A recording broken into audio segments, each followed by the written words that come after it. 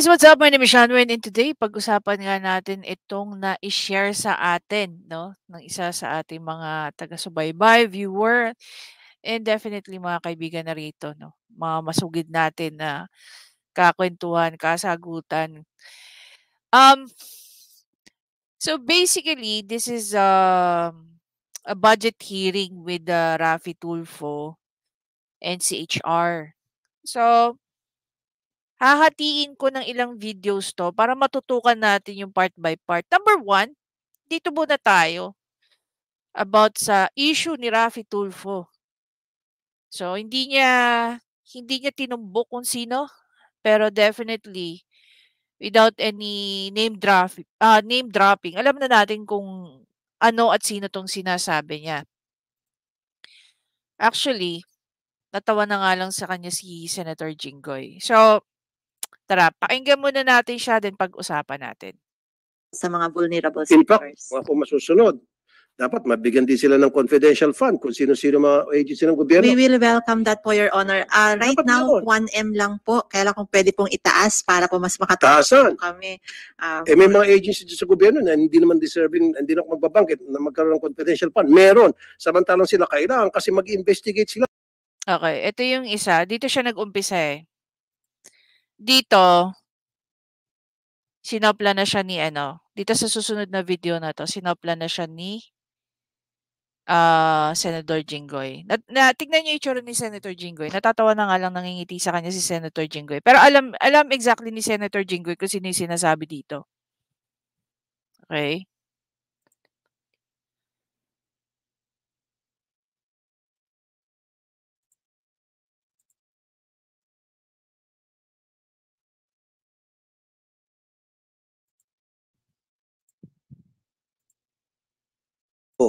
I will support. Padadagdagan ko yan kay Mr. Chair. Mag-tandem kami dalawa. Ma-accomplish namin yan. Kasama na yung confidential fund. And I really believe, marami mga agency dyan that don't deserve confidential fund. Like what?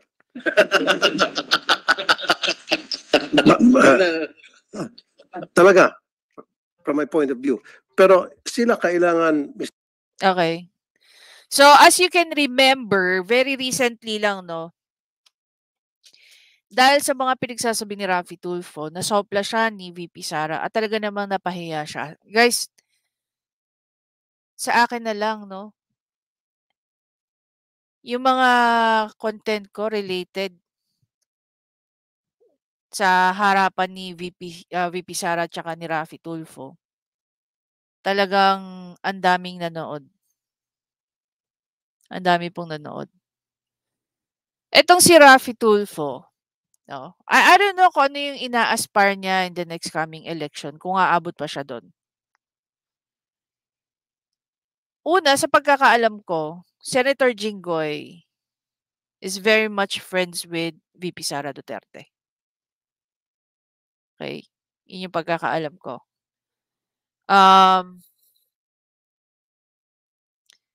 Pangalawa, yung karakas ni Ardel sa niya, sa programa niya, binibitbit niya, yung ugaling basura. 'Di ba? Kung may issue ka kay VP Sara, diretsuhin mo siya. Hindi mo kailangan yung magpasaring ng ganyan, Ardel. Kasi siya bilang babae, kaya kanyang tumbukin, kaya kanyang diretsuhin. Okay? Hindi mo madadaan ang mga si Inday Sara hindi siya social media. Take note of this Hindi siya social media na tao. Okay? Wala siyang RTRA na programa para makilala. Pero nakakuha siya ng 32 million na votes last election. Ikaw kailangan mo pang igapang ang sarili mo sa ambisyon mo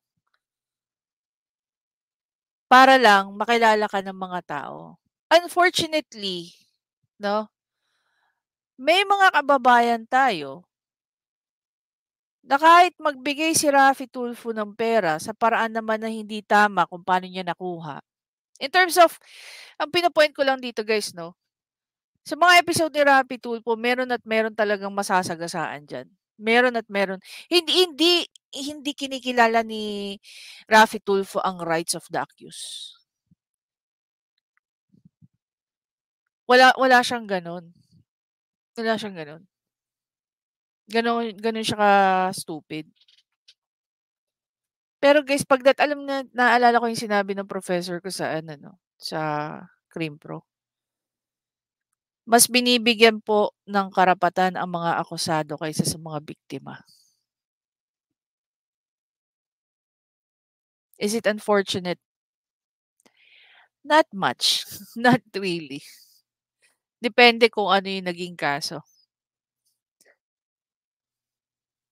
'Di ba? But definitely meron tayong tinatawag na rights of the accused o yung tinatawag niyong suspect. 'Pag ang suspect, tinawag mong suspect, automatic accused yan. Akusado yan eh. Pinagbibintangan mo pa lang. Siyempre may rights din ng mga biktima. Pareho silang may mga karapatan. 'Di ba? Yung issue mo dahil napahiya ka, actually hindi ka talaga technically napahiya. Ikaw mismo, by your own action, pinakita mo sa lahat ng tao kung gaano kung gaano, I don't wanna say the word eh. Yung literal na wala kang alam sa trabaho mo. Yung pagiging ganyan mo, yan yung mas magaspang pa yung ugali mo kay Christy Permin pagdating sa mga pambabardagol niya. Buti pa si Christy Permin mas mas polish ang attitude eh. Ikaw hindi eh. 'Di ba? Wag mong pasaringan si VP Sara.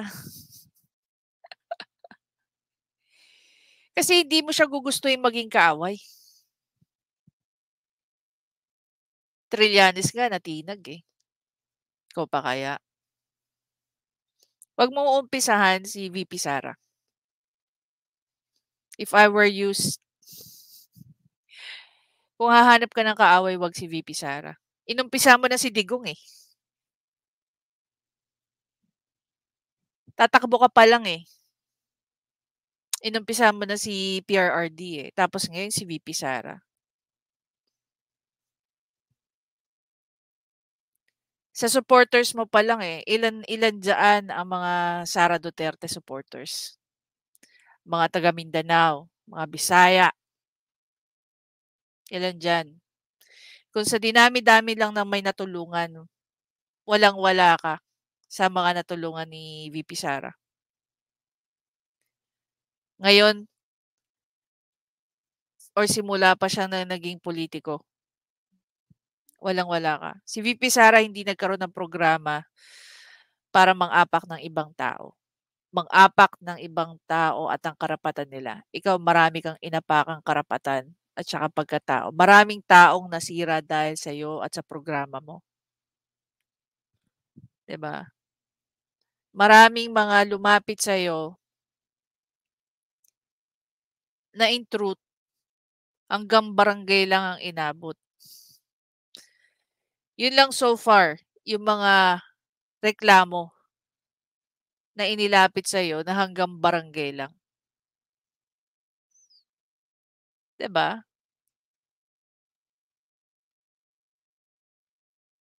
Huwag mong babanggain ang mga Duterte. They have a very, very strong following.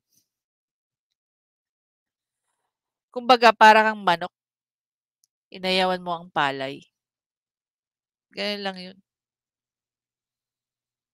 Actually, sa video na to guys, ang dami niyang inano. Number one, hindi ko alam kung alam niya kung ano ang mandate ng CHR. Kung ano lang ang pwedeng gawin ng CHR. Ang CHR ba, no, looking at their website as well as the executive order number 163. Dito nakasulat ang mandate ng CHR. ano lang ba ang powers and function ng Commission of Human Rights?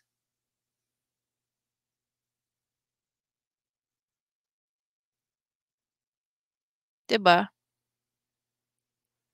And so far, there are things naman talaga na needs to be checked with CHR. Okay? Another one. Meron siyang bill na parang sinasabi niya rito, in the next video, maano niyo yan. Doon sa susunod na video na gagawin natin. Ang dami niyang ino-overpromise sa CHR. Diba? Siya ba magde-decide nun? Hindi. In exchange na suportahan ng CHR yung bill niya para sa mga kulungan na palalagyan niya ng CCTV. O, diba? Ano tawag dyan? Bribery? Hindi ba bribery ang tawag dyan? Bigyan ko kayo ng malaking budget. Papa-approve ko yan. Tatrabahuin ko yan sa isang kondisyon. Tulungan niyo ako dun sa bill ko. Meron pa isa dyan. Siyempre, pinagmalaki na naman yung pagiging broadcaster niya eh. Hindi ka naman abogado eh, para sabihin mo mga kaso. Kahit kami nga eh, we don't call it case eh. Nagiging case lang yan pag yan tumawid na sa Office of the Prosecutor. Pag yan eh nagkaroon na ng trial.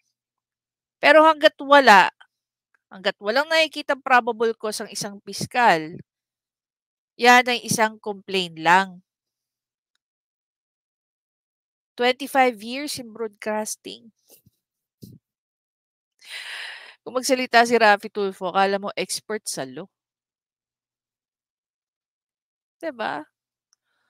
Tapos tunog ano pa eh, may sinasabi pa siya dyan na parang gusto niya pang maging extension ng RTIA. Yung ano. At saka you don't tell them kung ano ang dapat at hindi nila dapat hawakan na kaso. Okay? You don't tell them. Anyway, mamaya guys, makikita nyo, isa-isahin natin yan. At ito talaga. Dito ako hindi mas natuwa sa mga siguro sa dinami-dami ng kapalpakan na sinasabi ni Raffy Tulfo. Yung pasaringan niya si VP Sara Duterte. That's a different level of inis. No? Raffy Tulfo, kung hahanap ka ng babanggain, hindi si Inday Sara. Dahil hindi mo yung gugustuhin. Anyway guys, ako lang ba ang nag-a-assume na si VP Sara ang pinaparinggan niya? Dahil very recently, si VP Sara lang naman ang nakausap niya sa budget hearing na humihingi ng confidential funds sa Senate, which is na-approve. Kahit naman hindi siya mag-vote mag-a-approve pa rin yun. Diba? Anyway guys, again, maraming salamat sa panonood. Maraming salamat, no? Kay, nahanap ko yung ano niya. Wait lang. I need to ask him first kung okay lang ba. Kasi, of course, data privacy, it's a big thing, no?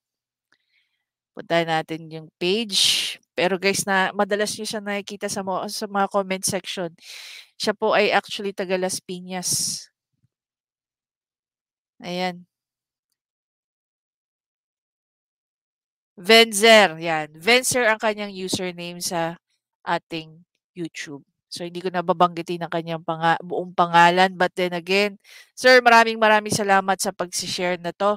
Siya po ay taga dyan lang sa malapit. See you in the next video, guys. Bye!